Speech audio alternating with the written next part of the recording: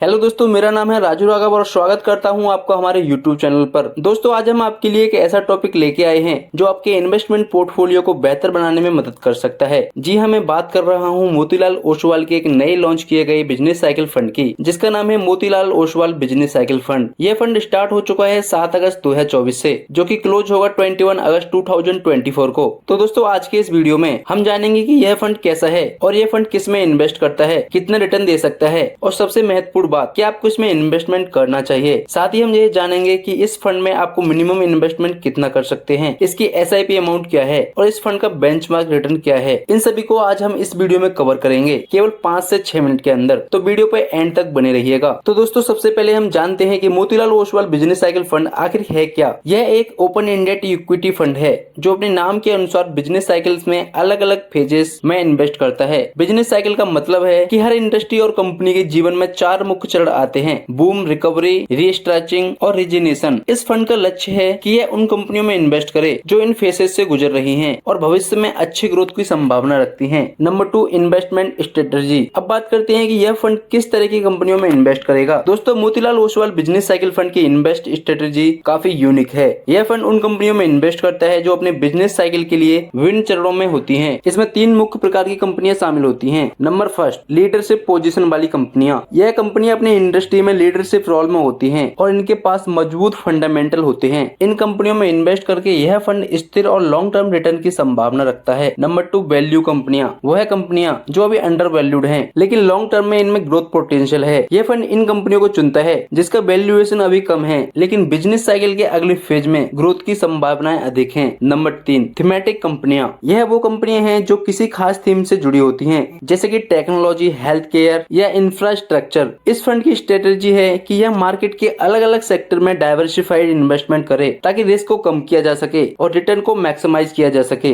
Next, fund का benchmark और index क्या है। अब जान लेती हैं कि इस फंड का बेंचमार्क क्या है और यह कौन से इंडेक्स में इन्वेस्ट करेगा। दोस्तों, Motilal Oswal business cycle fund का बेंचमार्क निफ्टी 500 TRI है। यह इंडेक्स भारत के 500 सबसे बड़ी कंपनियों के प्रदर्शन को ट्रैक करता है। फंड का लक्ष्य है कि वह इस बेंचमार्क को आउट परफॉर्म करे और इन्वेस्टर को बेहतर रिटर्न दे। इसके अलावा यह fund multi cap investment approach को भी फॉलो करता है, यानी कि यह बड़े, मझोले और छोटे साइज की कंपनियां में इन्वेस्ट करेगा। इससे पोर्टफोलियो में डाइवर्सिफिकेशन होता है और रिस्क को कम करने में मदद मिलती है। नेक्स्ट, मिनिमम इन्वेस्ट और एसआईपी। अब बात करते हैं कि आप इस फंड में कैसे और कितना इन्वेस्टमेंट कर सकते हैं। दोस्तों, इस फंड में इन्वेस्टमेंट करने के लिए आपको मिनिमम 5000 रुपए की राशि की आवश्यकता है और मैक्सिमम की कोई लिमिट नहीं है। और इसके अलावा अगर आप एसआईपी यानी सिस्टमेटिक इन्वेस्टमेंट प्लान के जरिए इन्वेस्ट करना चाहते हैं तो आप मिनिमम 500 रुपीज से शुरुआत कर सकते हैं। एसआईपी का फायदा यह होता है कि आप छोटे छोटे अमाउंट को नियमित अंतराल में इन्वेस्ट कर सकते हैं, जिससे मार्केट के उतार चढ़ाव का असर कम हो जाता है और आपको औसत रिटर्न मिलता है। नेक्स्ट, पिछले रिटर्न और संभावनाएं। अब बात करते हैं कि पिछले सालों में मोतीलाल ओसवाल के अन्य फंड्स द्वारा दिए गए रिटर्न की। दोस्तों, मोतीलाल ओसवाल के पिछले फंड्स ने काफी अच्छा प्रदर्शन किया है। उदाहरण के लिए मोतीलाल ओसवाल का डिफेंस फंड, जिसने अभी लॉन्चिंग के बाद से ही काफी अच्छा रिटर्न दिया है, बट अभी मार्केट थोड़ा डाउन है, उसकी वजह से ये अंडर परफॉर्म कर रहा है। हालांकि यह बात ध्यान रखने वाली है कि पास्ट परफॉर्मेंस फ्यूचर गारंटी नहीं होती है, लेकिन इस फंड की स्ट्रेटेजी और पोर्टफोलियो मैनेजमेंट की ताकत को देखते हुए लॉन्ग टर्म में यह फंड अच्छा प्रदर्शन कर सकता है, खासकर उन इन्वेस्टर के लिए जो लॉन्ग टर्म इन्वेस्टमेंट करना चाहते हैं और उनका इन्वेस्टमेंट होराइजन 3 से 4 साल या उससे अधिक है और अपने पोर्टफोलियो में विविधता लाना चाहते हैं। नेक्स्ट, क्या आपको इन्वेस्टमेंट करना चाहिए। तो दोस्तों, अब बात आती है कि आपको इस फंड में इन्वेस्टमेंट करना चाहिए या नहीं। अगर आप एक लॉन्ग टर्म इन्वेस्टर हैं जो रिस्क लेने की क्षमता रखते हैं और मार्केट के उतार चढ़ाव से घबराते नहीं हैं, तो यह फंड आपके लिए एक अच्छा ऑप्शन हो सकता है। इस फंड का डाइवर्सिफाइड पोर्टफोलियो और बिजनेस साइकिल की समझ इसे एक यूनिक इन्वेस्टमेंट अप्रोच बनाती है। लेकिन जैसा कि हम सभी जानते हैं, कोई भी इन्वेस्टमेंट बिना रिस्क के नहीं होता, इसलिए आपको अपने फाइनेंशियल एडवाइजर से सलाह लेने के बाद ही इस फंड में इन्वेस्ट करना है। इसके लिए आप हमसे भी कांटेक्ट कर सकते हैं। हमारा नंबर है 9871953309 और ये नंबर आपको डिस्क्रिप्शन में भी मिल जाएगा। तो दोस्तों, यह था हमारा आज का video Motilal Oswal business cycle fund पर। हमने इस फंड की पूरी जानकारी दी, जिससे आपकी इन्वेस्टमेंट स्ट्रेटजी, बेंचमार्क और पिछले रिटर्न शामिल हैं। उम्मीद है कि आपको यह वीडियो पसंद आया होगा और आपकी इन्वेस्टमेंट डिसीजन में मदद मिलेगी। अगर हाँ, तो इस वीडियो को लाइक करें, चैनल को सब्सक्राइब करें और बेल आइकन को दबाना ना भूलें, ताकि आपको हमारे नई वीडियोज की नोटिफिकेशन मिलती रहे। धन्यवाद।